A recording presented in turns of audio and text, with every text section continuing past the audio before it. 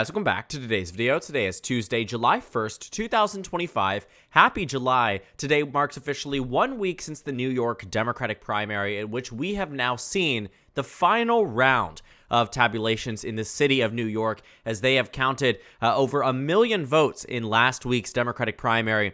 A very big win for Zohran Mamdani, who we knew had won after the first round of voting in the New York City Democratic primary, with 44% of the vote across the city. In the final round now with a whopping 56% in this Democratic primary, a significant uptick in terms of margin off of where Eric Adams was just 4 years ago today, with a margin of victory for Eric Adams back then of less than 1 percentage point. This 12-point deafening margin is one that comes completely out of left field from what all of the data had anticipated in the weeks and months leading into this primary. But after we saw the first round of voting, we knew that the overwhelming majority of those who were casting their ballots in the second, third, fourth, and fifth place position were often ranking Mamdani more than Cuomo. We knew that by the time we reached the final round, there would not be enough voters from Brad Lander and Adrienne Adams and every other Democrat to make up that margin to give Cuomo the upper hand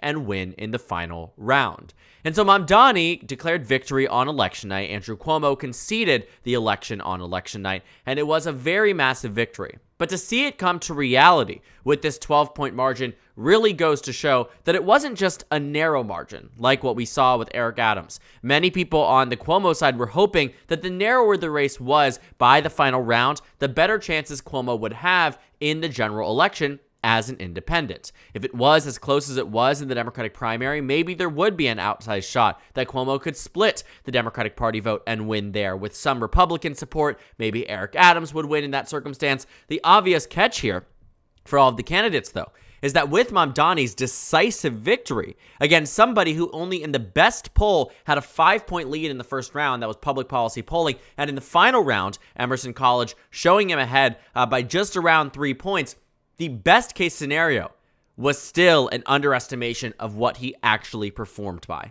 And so seeing Mamdani with 56% of the vote, it is also quite impressive too, that in the first round of voting, when you see the numbers from 4 years ago, it took Eric Adams 7 rounds to reach 404,000 votes and eventually clinch the nomination outright.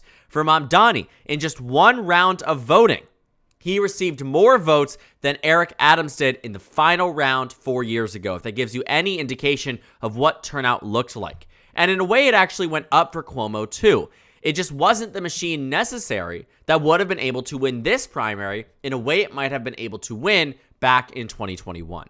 And so now seeing Mamdani and just realizing, all these things, the analyzing exactly how Mamdani got to this point, you have to take a look at all of the things we discussed in the video yesterday, talking about Mamdani supercharging turnout. You'll see that registrations reached an all-time high for a Democratic primary. You might see that amongst the voters, the age group, the peak happened on the lower end of the spectrum rather than on the upper end of the spectrum, like we saw in 2021. Voter turnout nearly doubled amongst voters ages 18 to 24, nearly doubled amongst voters ages 25 to 29, nearly doubled amongst voters ages 30 to 34. These things made a huge difference for Mamdani and led him to win this election with 12 points separating him and Andrew Cuomo, who was predicted to win by 12 points.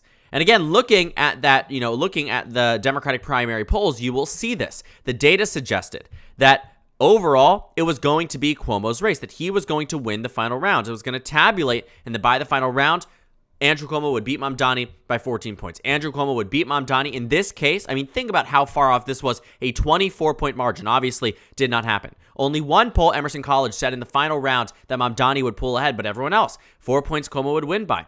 12 points Cuomo would win by. The Manhattan Institute said that Cuomo would win by. And when you take a look at their poll and everybody else's poll, the big reason why they missed it is because Manhattan Institute in particular, the reason they had the exact opposite result, because just 25% of their expected and projected electorate, they weighted towards voters ages 18 to 29. And so what that essentially did was meant that they were, not ages 18 to 29, ages 18 to 49. They were expecting a much older electorate. And so the big problem there is that when you don't get an older electorate, you completely miss the mark in terms of your prediction. Marist University, they do a lot of polls, a lot of good ones, but they missed the mark too. They were one of the more accurate ones back in 2021, but They said that Eric Adams in 2021 would win by 14. He won by 1. This time, they said Cuomo would win by 10, and he lost, right? So maybe in a way, they've just been consistently off, but Emerson College was the only one to get it right, and that's the organization, the polling group, that has had the highest percentage of projected youth turnout in the primary election. Now, looking ahead to the general election, we are full steam ahead into a 4-way race. Eric Adams, Zohran Mamdani, Curtis Sliwa, and Andrew Cuomo. Independent, Democrat, Republican, and independent again. Cuomo made the decision recently that he's going to stay in the mayoral race. There obviously was a lot of questioning around whether or not he should stay. They were waiting, in theory, to see what the ranked choice voting tabulation had said, but they knew on election night that they had lost the Democratic primary. The big problem that really arises for Cuomo and Adams and anybody else really is that Mamdani, being the Democrat, has the biggest advantage in this race, especially when there is no head-to-head race. In 2021, it was a very similar thing.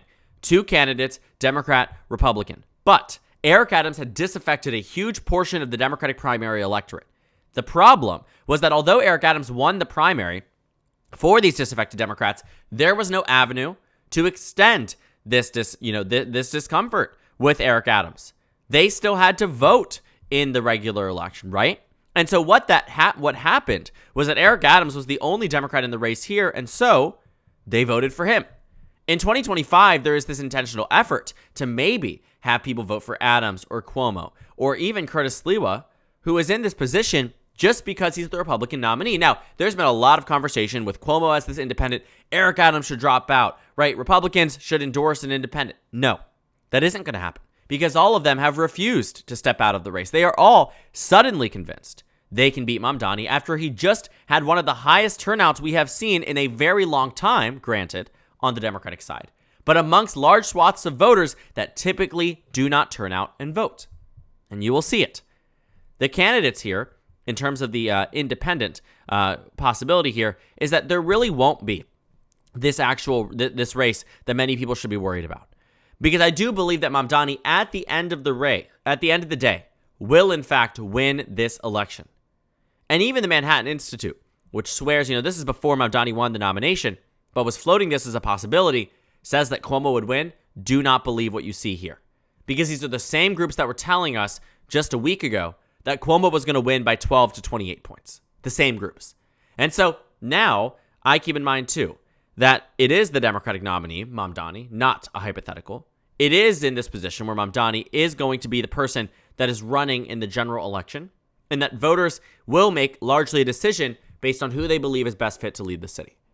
And the problem that really lies for all the people who want Cuomo or Sliwa or Adams is that in 2021, Eric Adams received 753,000 votes in the general election. 753,000. In 2025, in just the primary, not the general, not the election that more people vote in than the primary, Mamdani received 545,000 votes in the primary.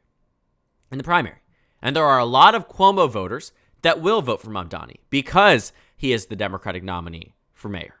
And they would rather have a Democrat than Adams or an independent or a Republican. Just point blank.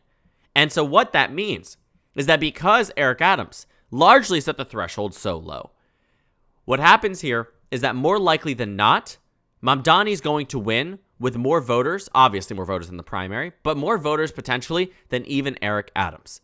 Because he clearly is a turnout machine. He can drive voters to the ballot box. And even if Adams and Cuomo and Sliwa all are able to get portions of the electorate, he still comes in as this Democratic primary candidate winner and holds the Democratic Party's name to his own, which is very beneficial in a general election. And so I take away from the final tabulations that we see today a massive victory for Mamdani, and one that should assure many of these Democrats that are hypothetically worried about what's happening in New York City that Mamdani will win this election. A city with a partisan composition that is just 11%. 11%. Don't get me wrong on that. 11%. Sorry about that. My Siri wanted to go and turn on. But 11% Republican, 61% Democrat. The rest are independent or unaffiliated. Chances are it's going to go to a Democrat. That's just the way that New York City runs. And so I think that there's a lot of pipe dreams out there from Fox News and members of the right and even members of the center left who might feel disaffected with Mamdani. But reality is going to hit. And when numbers like these come out, it wasn't just a narrow victory that might have given a little bit more leeway to a third-party candidate, in theory, right? Still, Mamdani's the clear favorite amongst Democrats. But an even more robust pathway to an electoral victory for Mamdani, seeing that this margin of victory completely outpaces anything that people expected, even on his side of the campaign. And that matters. And that makes a huge difference in a general election that is being branded as being hyper-competitive. But chances are Mamdani will run away with it the same way he did the Democratic primary. And chances are Mamdani, more likely than not, will be the next mayor of New York City. So thank you guys so much for watching this video. Make sure to comment down suggestions below. Subscribe on the left if you haven't already, and check out the Instagram and Twitter. At the top left of the screen, bottom left of the screen, there's also a Discord server for you to go ahead and join. On the screen, there's a video for you to watch, and then a playlist for my 2025 election analysis videos. Again, thank you guys so much for watching, and I will see you all tomorrow.